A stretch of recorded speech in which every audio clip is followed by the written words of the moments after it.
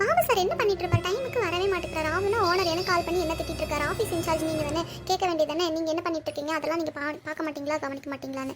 நானும் சொல்லி தான் பார்க்க முடியும். இன்னைக்கு அவர் வரட்டும். இந்த மேடம் மட்டும் எப்படி தான் சீக்கிரம் வருவாங்களோ தெரிலப்பா. ஆனால் கரெக்டாக வந்துடுறாங்க. இவங்களுக்குலாம் வீட்டில் வேலையே இருக்காதோ? ஒருவேளை ஆள் வச்சுருப்பாங்களோ வேலைக்கு. சரி போவோம், என்ன பண்ணுறது, இவ்வளோ தூரம் வந்துட்டோம், எப்படி திட்டு வாங்க தான் போகிறோம், வாங்கிட்டு போவோம். நம்ம வாங்காத திட்டா. ஐயோ ரொம்ப கோவத்தில் இருக்காங்க போல. என்ன பண்ணுறது? சரி என்ன பண்ணுறது, வாங்கி தான் ஆகணும். Good morning madam.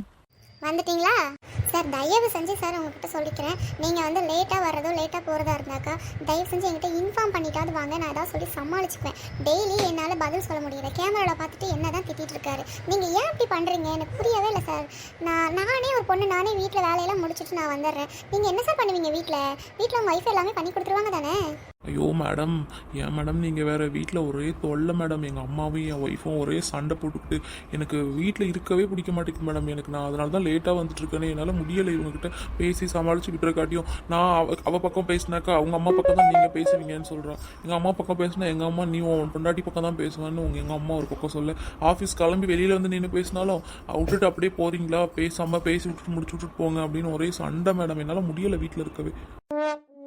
அதான் தெரிஞ்ச விஷயமே சார். நீங்கள் அதெல்லாம் கண்டுக்காதீங்க. நீ தயவு செஞ்சு என்னை திட்டு வாங்க வைக்காதீங்க. எனக்கு ஒரு மாதிரி இருக்குது. நான் சீக்கிரம் வந்துட்டு நான் திட்டு வாங்குறேன், லேட்டாக வந்துட்டு நீங்கள் நான் பேசுகிறத வந்து கேட்டுட்டு போய் உட்காந்துக்கிறீங்க. இந்த காலை வாங்கி இந்த காலை விட்டுட்டு போயிட்டே இருக்கீங்க. தயவு செஞ்சு லேட்டாக வராதிங்க சார். உங்கள்கிட்ட நான் ஒரு ரெக்வஸ்ட்டாக கேட்டுக்கிறேன் சார்.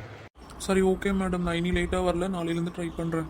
சரி ஓகேங்க சார். நீங்கள் போங்க உங்கள் பிளேஸ்க்கு. நான் கொஞ்சம் மெயில் பண்ணியிருக்கேன், அந்த சர்டிஃபிகேட் போட்டு கொஞ்சம் சென்ட் பண்ணிடுங்க. ஒரு நாள் உங்கள் வீட்டுக்கு கூட்டிகிட்டு போங்க. கூட்டிகிட்டு போயிட்டு உங்கள் அம்மா கிட்டேயும் உங்கள் ஒய்ஃப் கிட்டேயும் பேசணும் சார். ஓகேங்களா? ஓகேங்க மேடம், நீங்கள் சொல்லுங்கள், நான் கூட்டிகிட்டு போகிறேன். இன்றைக்கி கூட ஃப்ரீனா கூட வாங்க மேடம். சரிங்க சார், நீங்கள் போகலாம். சரி நம்ம போய் சர்டிஃபிகேட் போடுவோம். சரி நம்மளும் வேலையை ஆரம்பிப்போம். ஐயோ வீட்டில் என்னெல்லாம் கூத்து நடந்துட்டுருக்கோம். ஒரு பக்கம் காஃபி, ஒரு பக்கம் பீட்சா பர்கர்னு ஆர்டர் போட்டு டிவி பார்த்தா இதுவும் நல்லா தான் இருக்குது. என்ன சந்தோஷமாக இருக்குது. இந்த அத்தை கிழவி இல்லைனா தான் இன்னும் சந்தோஷமாக இருக்கும். எங்கே போனாங்கன்னு தெரில, ஆளை காணோம் ஒன்றையும் காணோம், என்ன பண்ணுறதுன்னு தெரில. சரி நம்ம டிவி பார்ப்போம், வந்தால் கவனிச்சிக்கலாம். சின்ன பொண்ணு எங்க இருக்க நீ? ஒரு இடம் இல்லாம தேடியாச்சு, எங்க போனான்னு தெரியலமா. இவ எந்த ஆளுமே ஒழிஞ்சிட்டாலா தெரியல. எல்லா தேடும் வந்து பார்த்துட்டு வந்தாச்சு. ஐயோ அத்தை, ஐயோ கடவுளே என்ன பண்ணுறது? ஐயோ இவங்க வீட்டில எல்லாம் நினச்சிட்டு ஒரே பர்கர் பீட்சான்னு வாங்கி சாப்பிட்டுருக்கானே. டிவி வேற போட்டுட்டு ஏசி போட்டுட்டு கதவை லாக் பண்ணிட்டு. கடவுளே இன்னைக்கு என்ன நடக்க போகுதுன்னு தெரியல. அந்த மனுஷன் காலையில் தான் ஒரே திட்டிட்டு போனாரு. சின்ன பொண்ணு என்கிட்ட விளையாண்டுட்டு இருக்காத. கோவம் வந்துச்சு, என் பழைய குரல் எடுத்து விட்டுருவேன் பார்த்துக்க. ஊரெல்லாம் தேடி வந்துட்டு உன்னை யாரும் எங்கேயும் பார்க்கலாட்டாங்க. வீட்டுக்குள்ளே எங்கேயும் பூட்டிட்டு கிடக்கா இவ. ஐயோ அத்தை வேற வந்துட்டாங்களே. சரி சமாளிப்போம், கதவை திறந்து வெளியில் போவோம். நீ எங்க போன? வீட்டுக்குள்ளெல்லாம் உன்னை தேடினே, உன்னை ஆளை காணோம். இப்போ வந்து நிற்கிற. ஐயோ அத்தை அத்தை அத்தை, நான் டிவி பார்த்துட்டு இருந்தேன் அத்தை வீட்டுக்குள்ள.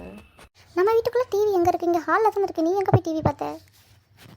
அதான் உள்ள உங்கள் பையனோட சிஸ்டம் ஒன்று இருக்குல்ல, ஆஃபீஸ் சிஸ்டம், அதில் தான். அடி பாவி, அவனுக்கு டிவி அடி. சரி அவன் ஆஃபீஸில் வேலைக்காக கொடுத்துருக்காங்க, வேலை சேர்த்துக்கு வச்சுருக்கான். அதில் போய் நீ டிவி பார்த்துருக்கேன். உன்னையெல்லாம் என்னடி சொல்கிறது? நான் என் புள்ள வரட்டும், நான் அவங்ககிட்ட சொல்லிக்கிறேன், அவங்ககிட்ட பார்த்துக்கிறேன் எதாக இருந்தாலும். எப்போ பாரு புள்ள வரட்டும் சொல்லிட்டு இருக்காதீங்க அத்தை. காலையில் தான் சண்டை ஓஞ்சு திருப்பியும் ஆரம்பிச்சுக்காதீங்க. உங்கள் மூஞ்ச பார்த்தாலே எனக்கு சண்டை வருதுன்னு சொல்லிட்டு தான் நான் உள்ளே போய் உட்காந்துருக்கேன். சீமையில் இல்லாத சிங்காரி சிலுக்குன்னு வந்தாலும் எங்கள் வீட்டுக்குன்ற கதையால் இருக்குது. என் மூஞ்ச பார்த்தா உனக்கு சண்டை வர மாதிரி தான் இருக்கும். அப்படி தான் இருக்கும். என் பிள்ளை இவ்வளோ கிழமை வளர்த்துட்ருக்கேன். என் பிள்ளை ஒரு நாளும் என் மூஞ்ச பார்த்து அப்படி சொன்னதில்லை.